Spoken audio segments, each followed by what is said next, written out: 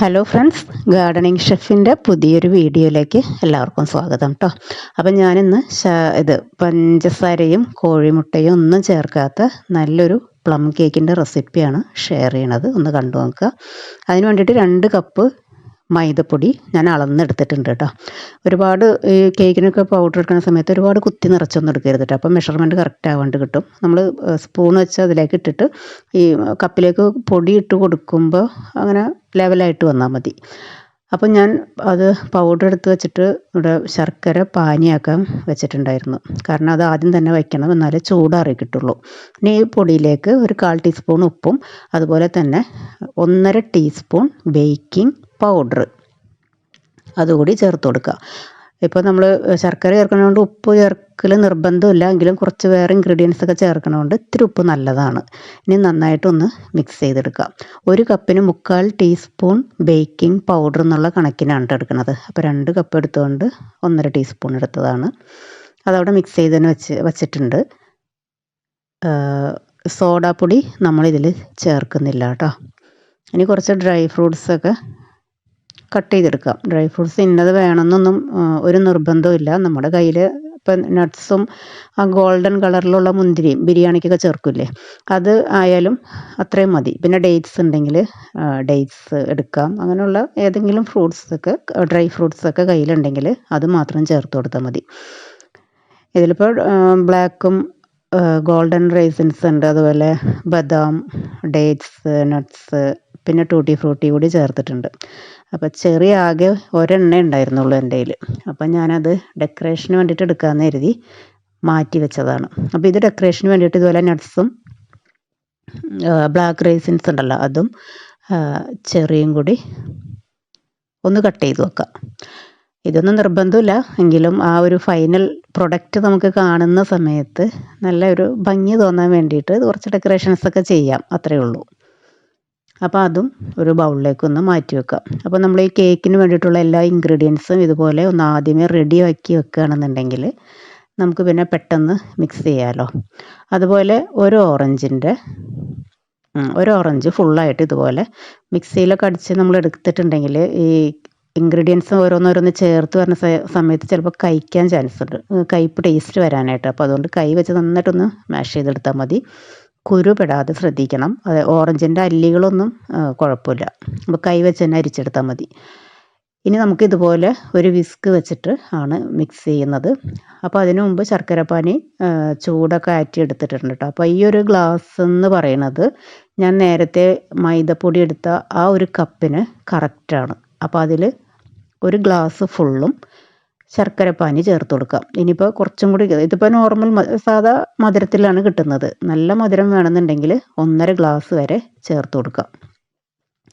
പിന്നെ പ്രത്യേകം ശ്രദ്ധിക്കാനുള്ളത്, ശർക്കരപ്പാനിക്ക് ഒട്ടും തന്നെ ചൂടുണ്ടാകാൻ പാടില്ല. അതുപോലെ തന്നെ നമ്മൾ ക്യാരമലൈസ് ചെയ്തെടുക്കുന്ന പഞ്ചസാര ക്യാരമലൈസ് ചെയ്തെടുക്കുന്ന ആ ഒരു കൺസിസ്റ്റൻസിയിൽ വേണം ശർക്കരപ്പാനി എടുക്കാൻ. ഒരുപാട് കട്ടി വേണ്ട.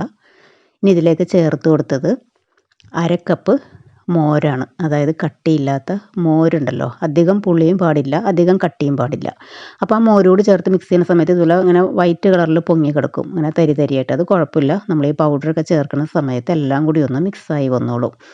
ഇനി നേരത്തെ മിക്സ് ചെയ്ത് വെച്ച പൗഡർ ഒന്നുകിൽ ഒരു ടിന്നിലേക്ക് ഇട്ടിട്ട്, ഞാൻ എൻ്റെ മുമ്പത്തെ വീഡിയോയിൽ കാണിച്ചിട്ടുണ്ട്, നന്നായിട്ടൊന്ന് ഷെയ്ക്ക് ചെയ്തെടുത്താൽ മതി. അതല്ലെങ്കിൽ ഇതുപോലെ ഒന്ന് സീവ് ചെയ്തെടുക്കുക. അതിൽ ഒരു 3 ടേബിൾ സ്പൂൺ പൗഡർ ആദ്യം ചേർത്തിട്ട് ഈ മിക്സ് നന്നായിട്ടൊന്ന് റെഡിയാക്കി എടുക്കണം.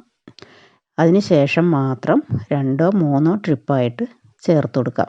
പൗഡർ എല്ലാം കൂടി ഒന്നിച്ച് ചേർത്ത് കൊടുത്തിട്ടുണ്ടെങ്കിൽ ലാസ്റ്റ് ആകുമ്പോൾ അത് കട്ടയായിട്ട് വരും. പിന്നെ നമ്മളതിങ്ങനെ ഒരുപാട് സ്ട്രെയിൻ ചെയ്തിട്ട് വേണം ഉടച്ചെടുക്കാനായിട്ട്.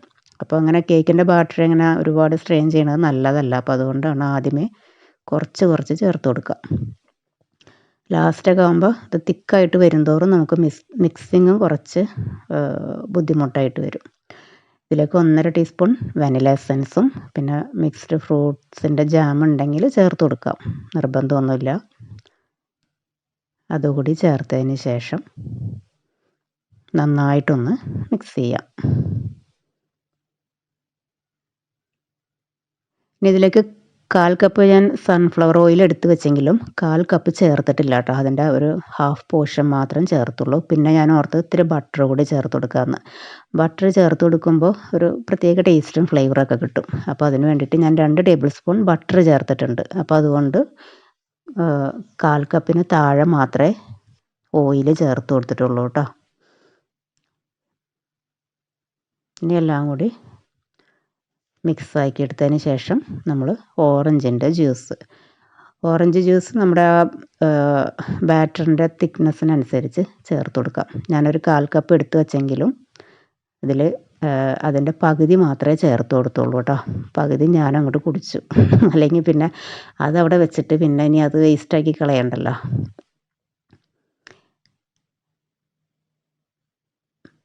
ഇപ്പോൾ ഓറഞ്ചിൻ്റെ സീസണൊക്കെ ആയതുകൊണ്ട് നല്ല ഓറഞ്ചായിരുന്നു, നല്ല മധുരം ഉണ്ടായിരുന്നു ജ്യൂസിന്. ഇനി ഇതുപോലെ ഒരു സ്പാച്ചിൽ വെച്ചിട്ട് എല്ലാം കൂടി ഒന്നും കൂടി ഒന്ന് കറക്റ്റാക്കി എടുക്കാം.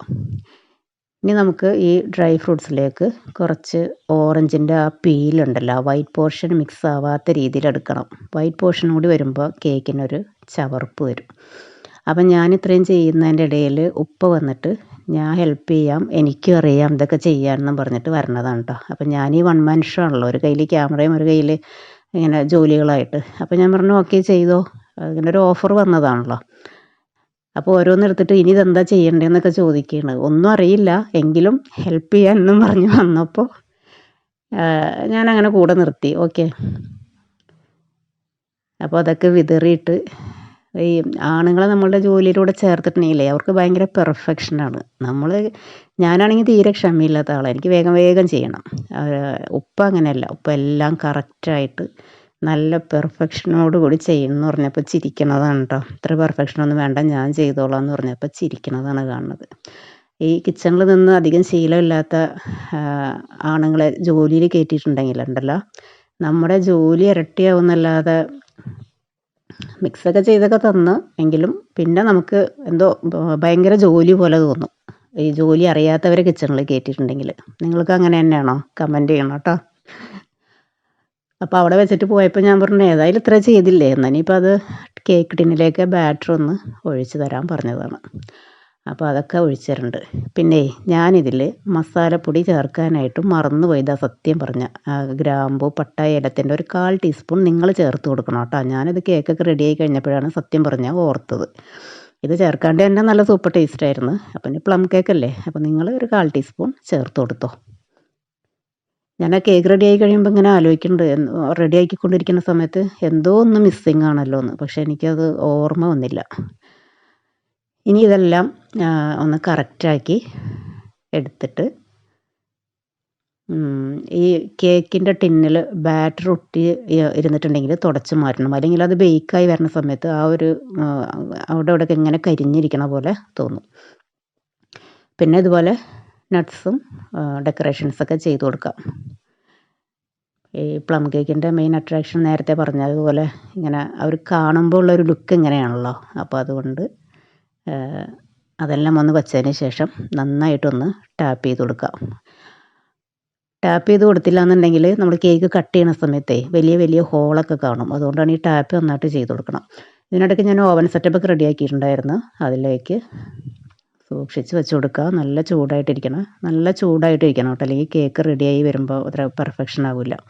ഇതും എപ്പോഴും പറയാറുള്ളതാണ്, എങ്കിലും ആദ്യമായിട്ട് ചെയ്യുന്നവർക്ക് ആദ്യത്തെ 30 സെക്കൻഡ് ഹൈ ഫ്ലെയിമിൽ തന്നെ വയ്ക്കുക. അതിന് ശേഷം മീഡിയം ഫ്ലെയിമിലേക്ക് മാറ്റിയിട്ട് ഞാൻ ഇടയ്ക്കൊന്ന് തീ കൂടിപ്പോയോ എന്ന് സംശയിച്ചിട്ട് ഇടയ്ക്കൊന്ന് തുറന്ന് നോക്കിയതാണ് കേട്ടോ. റെഡി ആയിട്ടില്ല. അത് റെഡി ആയിട്ട് എനിക്ക് വരാനായിട്ടൊരു 50 മിനിറ്റ് എടുത്തിരുന്നു. അത് ഓരോരുത്തരുടെ ഓരോ ഗ്യാസ് സ്റ്റവിൻ്റെയും നമ്മൾ വയ്ക്കുന്ന കേക്ക് ടിന്നിൻ്റെയൊക്കെ ഡിപ്പെൻഡ് ചെയ്തിരിക്കും കേട്ടോ. 1 മണിക്കൂറൊക്കെ ചിലപ്പോൾ വേണ്ടി വരും. ഈ ഫ്രൂട്ട്സൊക്കെ റെഡി ആയിട്ട് വരണമല്ലോ. അപ്പോൾ പ്ലം കേക്ക് കുറച്ച് കുക്കിംഗ് ടൈം വേണ്ട ഒരു റെസിപ്പിയാണ്. ഒരു 50-55 മിനിറ്റൊക്കെ കഴിഞ്ഞപ്പോഴേക്കും കേക്ക് റെഡിയായി വന്നിട്ടുണ്ട്. ഇനി ഈ ചൂടോടുകൂടി തന്നെ കുറച്ച് ബട്ടർ ഒന്ന് സ്പ്രെഡ് ചെയ്ത് കൊടുക്കാം. ഈ ബട്ടർ ഇങ്ങനെ ചേർത്ത് കൊടുക്കുമ്പോൾ നല്ലൊരു ഫ്ലേവറും കിട്ടും, അതുപോലെ നല്ലൊരു ടേസ്റ്റും കിട്ടും.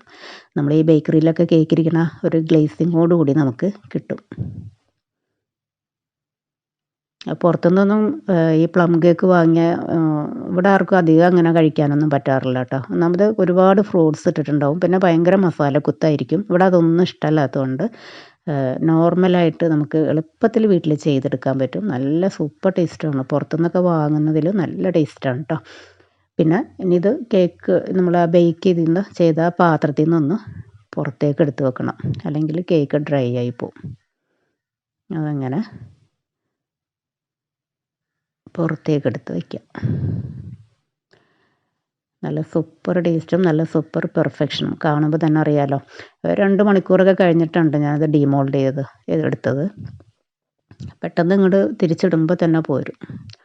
കണ്ടോ, നല്ല അടിപൊളി ശർക്കര പ്ലം കേക്ക്. മുട്ട ചേർത്തിട്ടില്ല, പഞ്ചസാര ചേർത്തിട്ടില്ല, ക്യാരമൽ സിറപ്പ് ചേർത്തിട്ടില്ല, ബേക്കിംഗ് സോഡ ചേർത്തിട്ടില്ല. ടിന്നിലൊന്നും ഒട്ടും ഒട്ടിപ്പിടിച്ചിട്ടില്ല കേട്ടോ. ബട്ടർ പേപ്പർ ഒന്നും ഇട്ടില്ലെങ്കിലും ബട്ടർ തേച്ചതിന് ശേഷം ഇത്തിരി പൊടി ഡസ്റ്റ് ചെയ്തെടുത്താൽ മതി.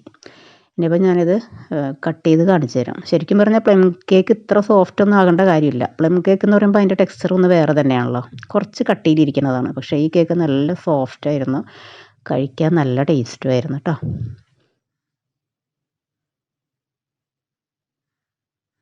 ഇഷ്ടമുള്ള ഷേപ്പിലൊക്കെ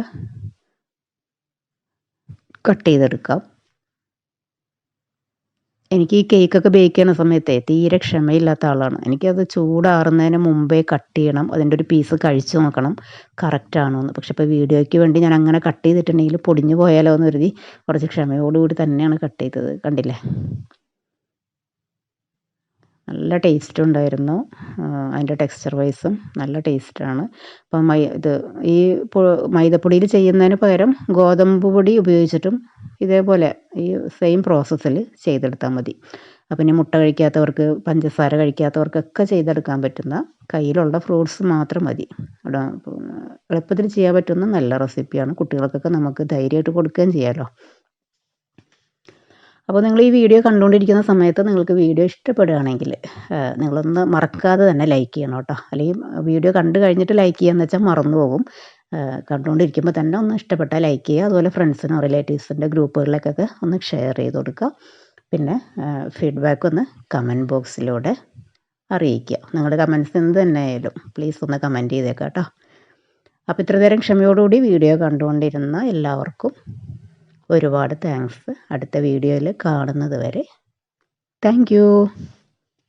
പിന്നെ ഞാനൊരു കാര്യം പറയാനായിട്ട് വിട്ടുപോയി. നമ്മുടെ ചാനലിൽ ഗാർഡനിങ് ഷെഫ് എന്നുള്ള ചാനൽ 1000 സബ്സ്ക്രൈബേഴ്സ് ഇപ്പോൾ കഴിഞ്ഞിട്ടുണ്ട് കേട്ടോ. അപ്പോൾ ഇതുവരെ എന്നെ അറിയാത്ത ഒരുപാട് പേര് സപ്പോർട്ട് ചെയ്തിട്ടുണ്ട്. അവർക്കെല്ലാം ഞാൻ താങ്ക്സ് പറയുകയാണ്. അത് ഞാൻ വിട്ടുപോയതാണ്. തുടർന്നും സപ്പോർട്ട് ചെയ്യണം കേട്ടോ.